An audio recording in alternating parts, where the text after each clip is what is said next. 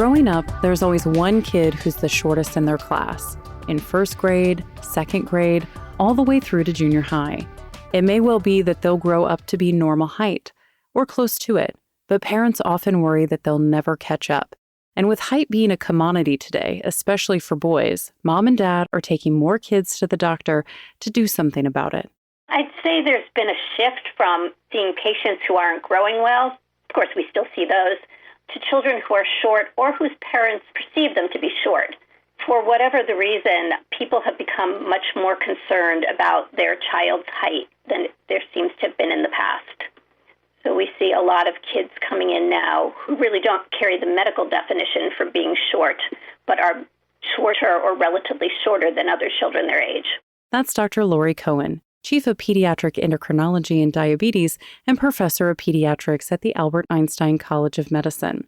She says even before doctors take a history and check for what might be making a kid short, parents and even kids have already set expectations for the visit.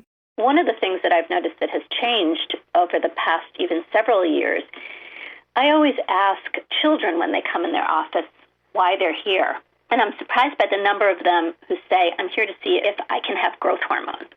I think that they're being exposed to children who are receiving growth hormone. And that was never the case. If you've got a disease, growth hormone deficiency, and it's relatively rare, when I was growing up, people didn't know anybody who was receiving growth hormone. Now they go off to summer camp and their friends go off to the nurse's office at night to get their growth hormone injections. However, often there's nothing wrong with the child at all, and growth hormone will make little difference in how tall they end up. The problem is that growth hormone is not a solution. The average gain of height in growth hormone is about a centimeter. That's a third of an inch for every year of treatment. It's not going to make somebody tall. And while there is a spectrum between being shorter and being taller, studies that equate being taller to being more successful, you're just not going to get your child to be 5 feet 10, 6 feet if they were destined to be 5 feet 5 inches or similar. So I think that there's this perception that we can give this expensive medication and add several inches of height. And that's just not the case. And the response is quite variable depending on the patient and presumably depending on why they're short. Why they're short is often that the parents themselves are short, though doctors like Cohen take a look at everything. We look at the growth charts to assess the growth pattern. We need to take a good medical history. That's going to include looking for medications that affect growth, low birth size, poor diet, signs and symptoms of other illnesses or endocrine conditions. Family history is really important, parents' heights, but also siblings and grandparents. About 80% of the difference in heights is heritable. We're also going to take a family history of pubertal patterns, as that's heritable as well. Both height and puberty are likely affected by hundreds of common gene variants that each have tiny effects. So we need to look at the whole child. And then after that, we do a physical examination. That's going to include an accurate height and weight. I can tell you that I've had patients come in for falling off their growth charts, and when we remeasure them, their height is fine. Children who lack growth hormone and who are very, very short certainly exist, but Cohen says they're much rarer than people think, between 1 in 4,000 and 1 in 10,000 children. Many of the rest are simply late bloomers who will end up more or less normal if given enough time. But sometimes parents don't have the patience.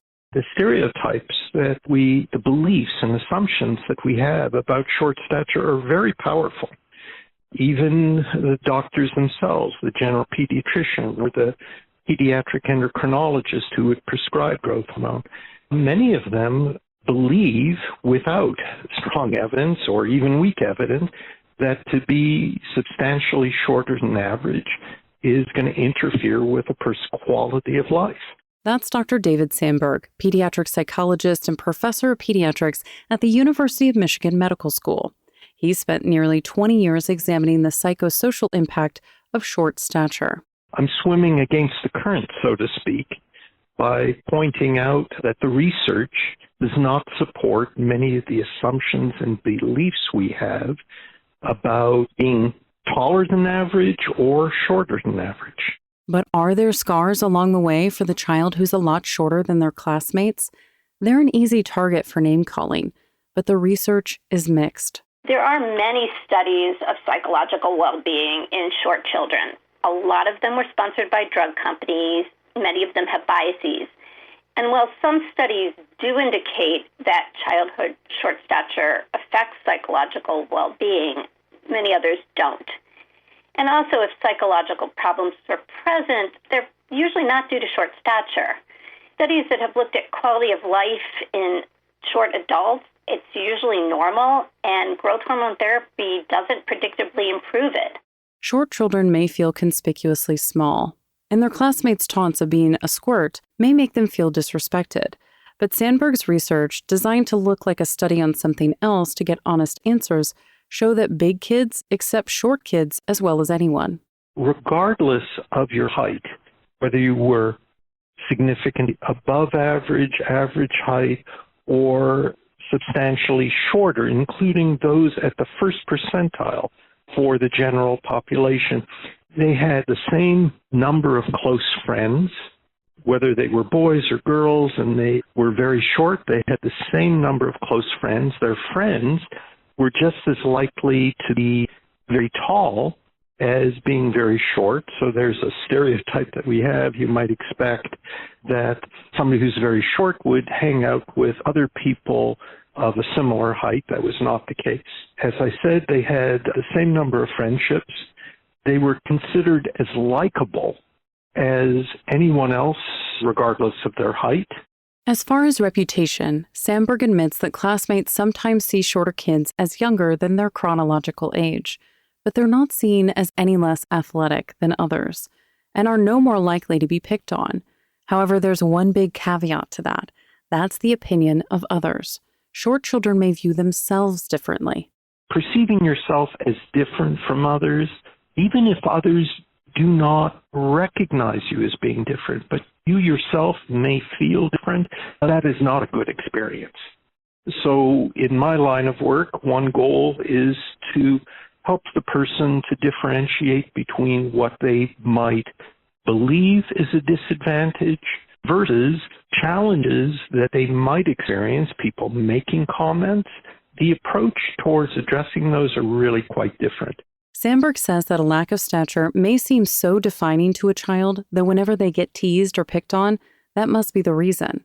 So where does all of this leave a parent's pleas for growth hormone for their child? The FDA says synthetic growth hormone, available since 1985, can be prescribed for idiopathic short stature, meaning cause not known. But Cohen says it's not meant for kids on the fringe of normal. Only the smallest 1 or 2% should even be considered. So as is often the case, the biggest problem for short children isn't what's wrong with them. It's our societal norms. What's wrong with the rest of us? Short stature is not a disease. It can indicate a medical condition for which evaluation is indicated, and I do urge people who have children who are short or shorter than expected for family, or certainly children who aren't growing well, to have an evaluation. But whether to treat or not treat a short child with growth hormone is a complicated decision. Not all short children should receive growth hormone. It doesn't mean that all children with idiopathic short stature won't benefit from growth hormone. But really, risk-benefit ratio needs to be taken into consideration. And really, children who are of normal height, who are expected to be within normal population range, even if that's going to be on the shorter side for society, really shouldn't be receiving growth hormone. They're healthy, and giving them a diagnosis, telling them that they're not going to function well, that's not a good thing. You can find more about all of our guests on our website, radiohealthjournal.org. For more behind the scenes, follow Radio Health Journal on Facebook, Instagram, and X. This segment originally aired in June 2021 and was written and produced by Reed Pence. Our lead producer is Kristen Farah. Our executive producer is Amira Zaveri. I'm Elizabeth Westfield.